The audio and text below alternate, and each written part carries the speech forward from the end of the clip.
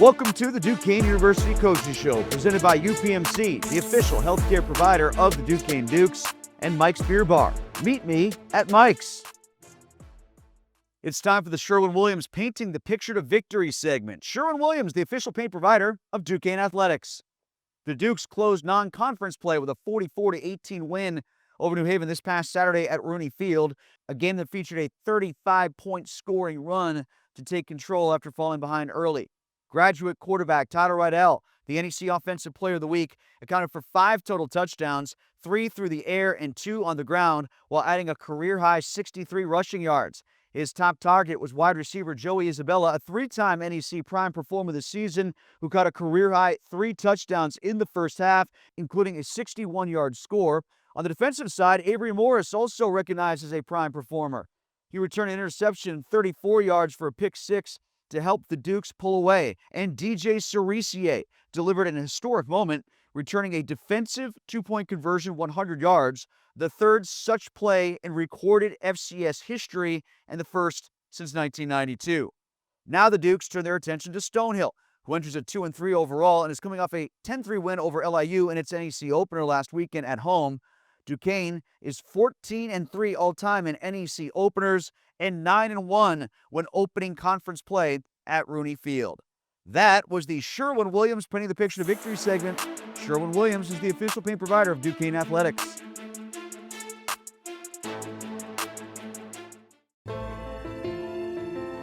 Science doesn't happen in a silo. More and more, we need to have expertise from lots of different fields. And so that's one of the amazing things here at Hillman. Everyone here is committed to doing research that is going to ultimately help patients' lives. So bringing together lots of different smart minds that have a common mission is really the way that we're going to move forward. For all your sports watching needs and great food, meet me at Mike's. Mike's Beer Bar was voted best sports bar in Pittsburgh. 300 local beers, 80 local taps, over 500 beers, and steak on a stone. Mike's Beer Bar, next to PNC Park, Federal Street, North Shore. And welcome back to the Duquesne University Football Coaches Show. Tim Benz along with Jerry Schmitt, head coach of the Duquesne Dukes. Glad that you're with us. Jerry is brought to us by Cordia, creating energy solutions. We are brought to you by UPMC, the official healthcare provider of Duquesne Athletics, and Mike's Beer Bar. Meet me at Mike's. Dukes 44-18 over the University of New Haven. Jerry, what'd you think of the last 57 minutes of that game? I got to tell you, I like the entire game, and I understand right off the bat they got a big play on us, but the way we responded was impressive. It's football. It's going to happen. I was very happy with the entire 60 minutes. Obviously, there are corrections for us to make and things to clean up, but I was happy with the football game. I want to bring up 2 defensive plays, and maybe you could give me a sense from the sideline of if you felt the momentum shift any more or less on either of them, but they're both big. The first of which is Jabari Abdeminem getting that interception for a second consecutive week. And the other one was when you broke up the 4th down pass in the end zone. DJ Cerisier is going to be a guest of ours in a little bit. He had a couple big plays that we'll talk about, but I don't know if he got a hand on it or obscured the vision of the wide receiver in the end zone or both, but he at least impacted that play and made it difficult for them to complete a 4th down pass in the end zone. To me, that was the one looking back at it where I felt like, if nothing else, the flow of play started to go in your favor. Yeah, I think there's no doubt, they put up the big play and then had driven the football down the field and, we're on the verge of going up 2 scores. For me, it was early in the football game, and I knew there was a lot to play. But I thought that helped get us a little bit of momentum and, juiced up our offense a little bit and, got an efficient drive after that. And certainly right that changed a little bit of the game makeup at that point. Going into the game, we had spoken about how, you had Stonehill that you played a few years ago, and they were a team that was coming up from D2, and you saw how good they were and ready to go for that transition. The team was aware of that. The veterans of the team were aware of that. Did it need to be as close as it was to wake everybody else up who maybe had not gone through that experience before? I don't know that. All I know is I was very pleased with the 60 minutes of work that we did. What I was impressed with We talked all week. I think we talked in here about their focus to practice. And so what I felt they did, they took that Monday to Friday work, that body work, and they put it into the game. And I felt over a 60-minute period, which is what I asked them to play, we did a really good job at that. And I always say, if you do that, you've got a good chance. Well, we gave ourselves a good chance. I already brought up Demonham's interception for the second consecutive week. Avery Morris had a pick six. Tyson Miguez was not in the game again. He's still injured and coming back. So can you speak to me, first of all, about your linebackers in coverage, number one, and secondly, how you feel the collective group is getting around Miguez's injury? Well, I'm really happy for Avery to have that opportunity and capitalize on it. He had come in battling some injuries. We knew he'd be slow getting into the system. So he learned all camp. He slowly got acclimated physically. Rehab team did a great job with him. Finally got healthy here a couple games ago, was in some special teams, got some reps. And with Tyson out, he was able to get the start. I thought he responded really well. He's a really good athlete. He's big, he's fast, he's strong. And he was in the right place. He was doing the right things. I just talked to the team about this. I have this little quote. I always say, don't fall in love with the big play. Let the big play fall in love with you.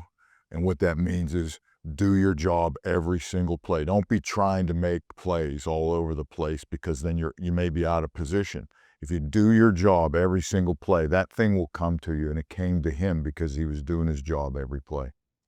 You got me seizing on that for a second now, because I know that is a concept that a lot of people might apply to defensive backs when it comes to gambling on a break on a ball, to break up a ball or a pick. But quite honestly, especially around here, with some of the issues the Steelers have had in the run game, we've heard that quite a bit.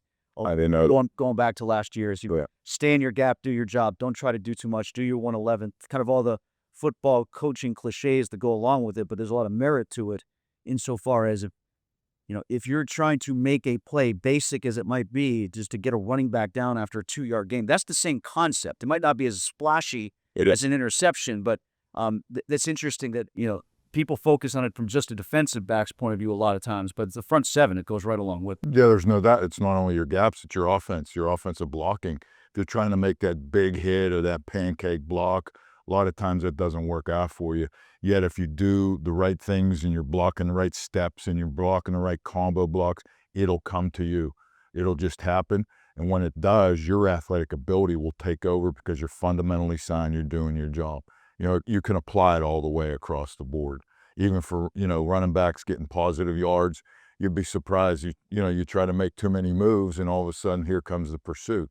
Where if you're downhill one cut, all of a sudden you squirt through there, your ability, your quickness, get you in the end zone or get you to big chunk run. On the whole, you had 298 yards rushing on the top of the blocking for running backs up front. So let's get into the run game and how that aided your victory against New Haven. Between 37 and 85 yards for 4 different running backs. You got a lot of touches for various people. What did you like the most about your running game? Really big part of it. I think it allowed us to operate with a lot of diversity in the play calling. It allowed us to use some play action. It allowed Coach Doria to utilize a lot of his receivers. I think a bunch of guys got some catches.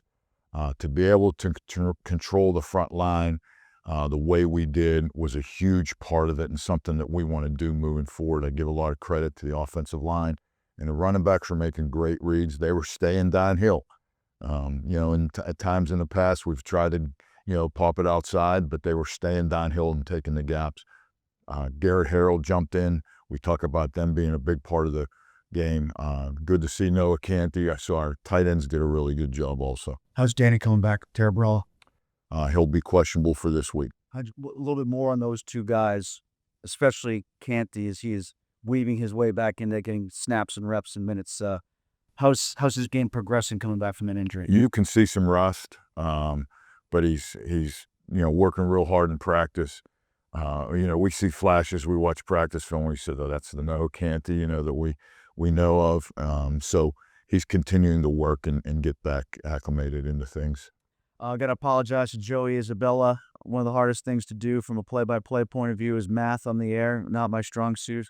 There was a one that was being involved in being carried and trying to do Joey's yardage last week. So I think we put up the graphic too quickly of him getting to 2,000, but he's on the cusp of it. So let's talk about his career and what he's meant to you guys since he's been here. I mean, I'm hoping someday, we can celebrate his career. The good thing about him, nothing goes to his head. He's going to work. He worked yesterday as hard as he ever did when he came in here as a freshman. He's dialed in, focused, and that's what makes him who he is. A phenomenal young man on top of being a great football player. Super. 92 yards and 3 touchdowns. One of the topics conversation that we had coming out of the Akron game before New Haven was the job that the Zips did.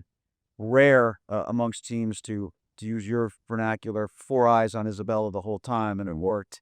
How'd you free him up? How much of that was just him get himself open? How much work went into the results of the statistical data that he put up? They did a little bit of that also, so we had to be patient with it. Early on, they were doing that, and it was tough to find him. And, we've got to be able to utilize our other receivers. We did a little bit. And then I think his situation, obviously the touchdowns, they're in a situation where if they're going to double him, we're going to be able to run the ball, where there's not going to be as many hats in the box. So he got put in a one-on-one situation with the RPOs. And then, a couple of the other ones were, because we were running the ball, they had to commit guys to the box, which leaves 1 on him. And that's where Tyler did a great job. And Joe understands all that too. That's a good thing. All right, so we get into conference play now for Stonehill. Let's talk about Stonehill a little bit coming into this game. How have they evolved as a program since they did a few years ago, what New Haven is about to do next year? Very similar to what they were when they came in. They're well coached. Their kids are tough. They play hard. They're guys that play disciplined, do their job every single time. Very good, stingy defense. Not going to give up big plays, so they're going to make you work for everything. And those are the type of games that they like to play. So, it's going to be a challenge for us. They're well coached. They'll come in here hungry. Obviously, they beat us 2 years. Last year, we beat them. And then, this year they're going to want to come back. Last year, as opposed to the previous 2 years, kind of amplifying your point, I mean, you talk about the defense, how stingy they are. Yeah. They had some pretty good skill guys ready to go, it felt like, when they came into the league. They still have those skilled players that pose a threat? Yeah, absolutely. Really good receiver, a couple good D-backs. Last year, Darius and Joe and Irby and those guys had their best game and played really well up there. We're committed to what we were going to do. Coach Story put them in great situations. So we're hoping to be able to do that. We talked at great length about how challenging these 4 games were prior to the conference season starting without the benefit of a bye, because the New Haven game replaced the bye. Do you feel battle-tested, girded? Do you feel like you're ready to go, sharpened, if you will, for the conference season? Here's what I'm really proud about our kids. We did what we talk about all the time. We played the next play. We played the next game. And so whatever portion of that helped us, yes. The failures we learned from and continue to do so. The successes we had, we took that and applied it into our practice and our game. And I'm really impressed our guys just said, let's play the next game. Let's go forward. Let's move on, put all that behind us. Jerry, thanks a bunch. Greatly appreciate it. Thank you for doing this. Best of luck against Stonehill. We'll do it again next week, all right? Sounds good, Tim. All right, Jerry Schmitt, head coach of the Duquesne Dukes, brought to us by Cordia, creating energy solutions.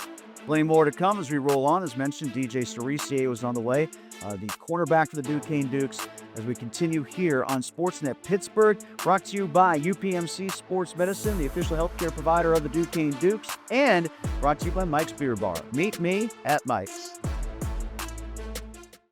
At Cordia, we approach energy from a different point of view, asking what's next instead of what now, perfecting solutions long before they are needed. Our team pushes boundaries, asks tough questions, and explores every possibility. We drive innovation, so the energy you rely on today paves the way to a more sustainable tomorrow. Cordia, creating energy solutions.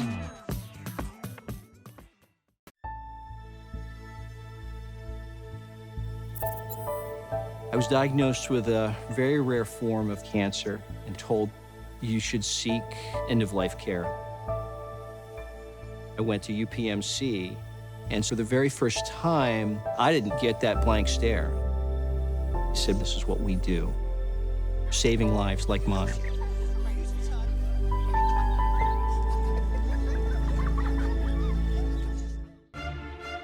At Duquesne, it's our joy to help you discover what you're good at and why that's good for the world.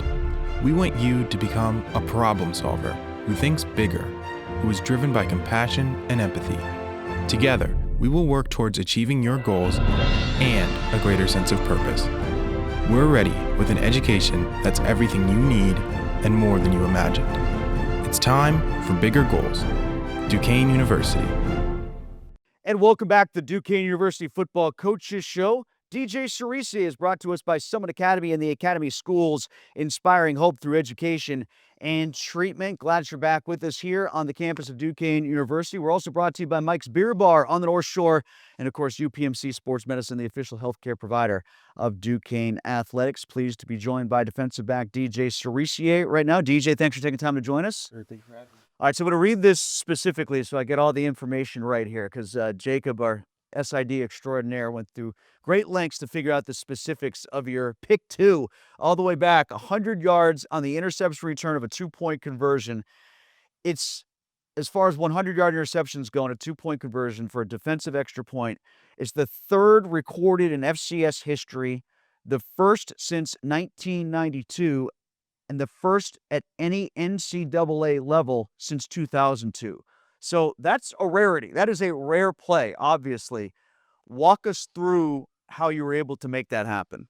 The first 2-point conversion, they tried like a screenplay, and I patted down, and I was just mad at myself. I was saying I could have picked it off. So You were close. Yeah. pretty close. And there's nothing but green in front of you on that one, too. Yeah. So the second time they tried it, I read the play. I just picked it off.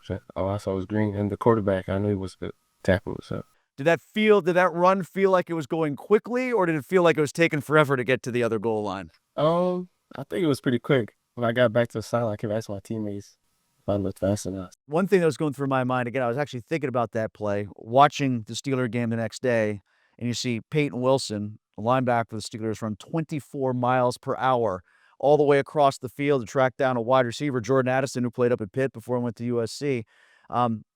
What's the fastest you've ever been clocked at? Have you ever done anything like that?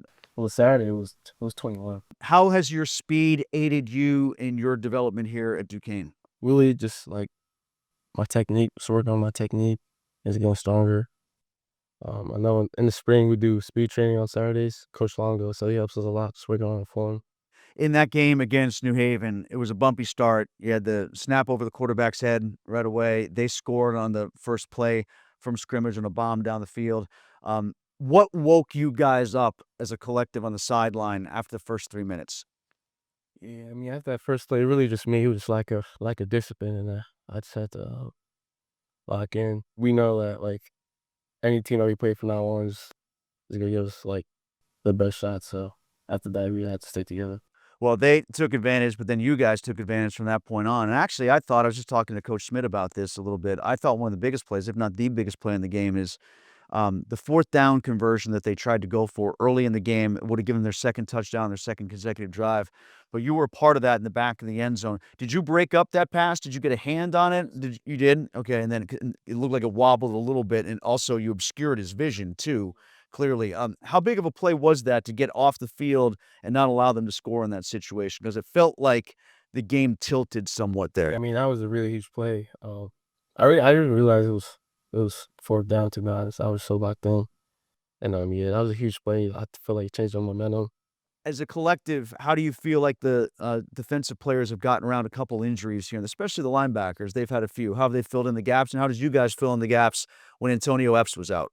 For linebackers, we're as good as the next man up. So, everyone on the defense is so detailed, and I feel like in practice we always push each other. So, I feel like the linebackers, when Tyson got hurt, just took advantage of their opportunity. I feel like AB's been doing well in his secondary for Epps when he was hurt. Will you guys now get ready for conference play with Stonehill coming in for the first NEC game here at Arthur J. Rooney Field? Coming off 4 weeks where you had 2 FBS opponents, a really good team from the FCS, a top 10 team coming in from Lehigh, and you had the Lincoln game in here too. How girded do you feel there for going up against these guys? Because you just came off of New Haven too, who will be an NEC team coming up next year. So you feel like that was kind of a good litmus test to get you ready for conference play? Yeah, I feel like 2 FBS teams, good ACC team, and a good MAC team, and the top 10 FCS team. I say that's nothing better to get ready for the NEC play. What were the biggest takeaways that you had from the pre-conference portion of the season that you think you guys learned from that you can apply now that you're in conference play? Really staying disciplined, and I would say just doing your 111. We're speaking with you a little bit earlier in the week. It's Tuesday when we're taping up, so I don't know how knee-deep you are into Stonehill film yet, but what do you know about them, and what do you remember about the game last year as you went up there? Well, I see now. I see years prior they were like a run more type of team, but now it seems like they seem to like pass more. So looking at that, they're very scrappy and physical, and like they would try to get under your skin. So make you lose your cool. But Coach Schmitt always says poise, which is like just to stay composed and stay calm. So, and last year, they took a shot on me and they scored. So I'm sure to come back to that, but I'll be ready. Well, listen, man, thanks a lot for the time. Greatly appreciate it. Congratulations on the pick, too. It's a unique play. It was a fun play. We had fun calling it. Went out all over social media. Got some attention, so congratulations and best of luck now that conference play is starting, all right? All right, DJ Cerisier has been our guest here, cornerback for the Duquesne Dukes. When we come back, plenty more to come. We're not done yet here on the Duquesne University Football Coaches Show. Again, DJ is brought to us by Summit Academy and the Academy Schools. We will continue. Brought to you by Mike's Beer Bar on the North Shore and UPMC Sports Medicine, the official healthcare provider of Duquesne Athletics. Introducing Budweiser Zero. 0% alcohol, 0 grams of sugar, full Budweiser flavor. For all the moments you want a beer and need to stay on your game. Budweiser Zero, 0 compromise. As Western Pennsylvania's largest regional public accounting firm with local ownership and management, Schneider Downs gives you the global ideas your company needs right here at home. Schneider Downs, big thinking, personal focus. The reason we do this is to change the lives of patients for the better. Pancreatic cancer has a reputation for being a tough cancer to deal with. If you can add mileage to someone's life, the ability for patients to live longer, enjoy time with their family, witness a wedding of a daughter or a son, that's really what we're aiming for. It's time to look behind the numbers, courtesy of the accounting and consulting firm Schneider Downs. Find out how big thinking with a personal focus can help your organization. Duquesne's defense continues to make big plays. Avery Morris, 34-yard pick six. It extends the Dukes' streak to 5 straight seasons with at least 1 defensive touchdown. Earlier in the game, Jabari Odeminem added an interception, giving him back-to-back games the takeaway and putting him among just 3 NEC players with multiple interceptions this season. The offense has been just as impressive. The Dukes now average a league-best 27.2 points per game entering conference play. Graduate transfer Tyler Rydell has accounted for 13 total touchdowns this season, 11 passing and 2 rushing. Last week, he threw 3 touchdown passes, marking his 3rd game this season with multiple passing scores and 9th of his career with 3 or more passing touchdowns. Wide receiver Joey Isabella continues his hot start. He leads the NEC with 6 touchdown catches, at least 2 more than any other receiver, and tops the league with 425 receiving yards, averaging 85 yards per game. He's also just 3 shy of 2,000 career receiving yards as a Duke. The veteran Duquesne offensive line also helped keeping the offense going, allowing no sacks for the 2nd time this season and limiting New Haven to just 2 tackles for loss in the win. That was a look behind the numbers, courtesy of the accounting and consulting firm Schneider Downs. Find out how big thinking with a personal focus can help your organization. On Saturday, October the 4th, the Duquesne Dukes host Stonehill for their Northeast Conference opener. Kickoff from Rudy Field is at noon. The game will be streamed on NEC Front Row. and broadcast locally on SportsNet Pittsburgh with radio coverage on Fox Sports Pittsburgh. For more game day information, visit GoDuquesne.com. This Road Ahead segment is brought to you by Dean Honda. Dean Honda, visit them on Route 51 in Pleasant Hills or at DeanHonda.com.